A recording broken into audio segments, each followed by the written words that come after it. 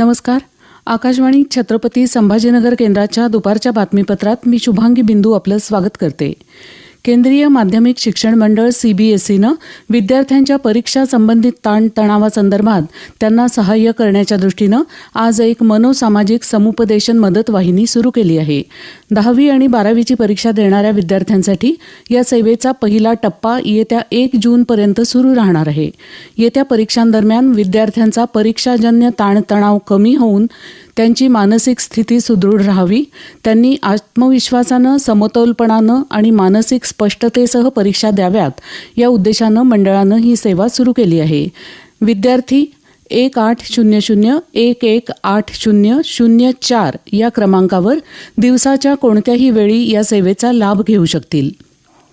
नवी दिल्लीत विज्ञान भवनात आज केंद्रीय गृहमंत्री अमित शहा यांच्या हस्ते CSR परिषदेचं उद्घाटन होणार आहे.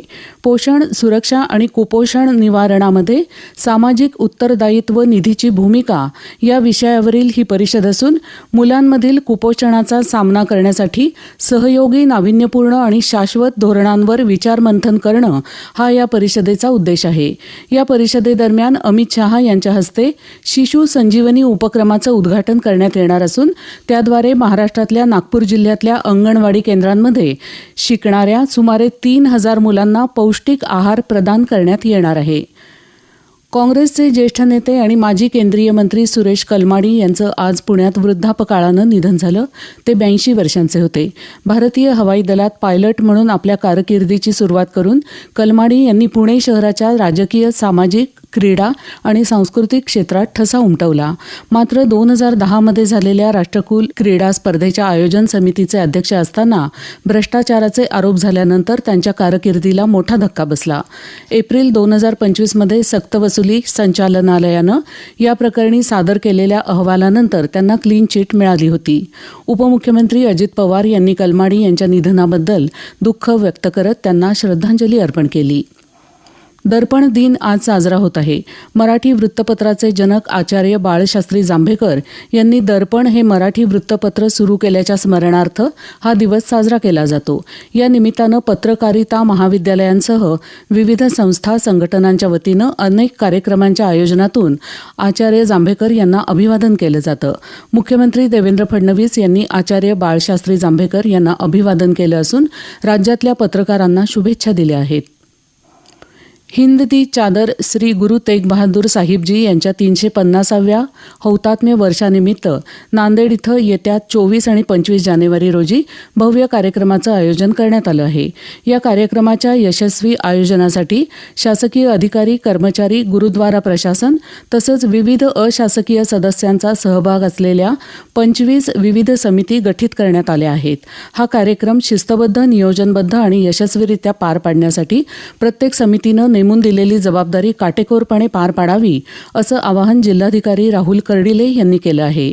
हिंद दी चादर कार्यक्रमाच्या अनुषंगानं स्थापन करण्यात आलेल्या समित्यांचा सविस्तर आढावा घेण्यासाठी आयोजित बैठकीत ते बोलत होते.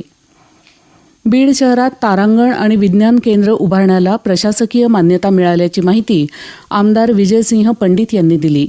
विज्ञान केंद्रांमध्ये 4 माहिती केंद्र असतील तर तारांगणामध्ये विविध ग्रह, तारे, उल्का, आकाशगंगा इत्यादींची माहिती दिली जाणार आहे.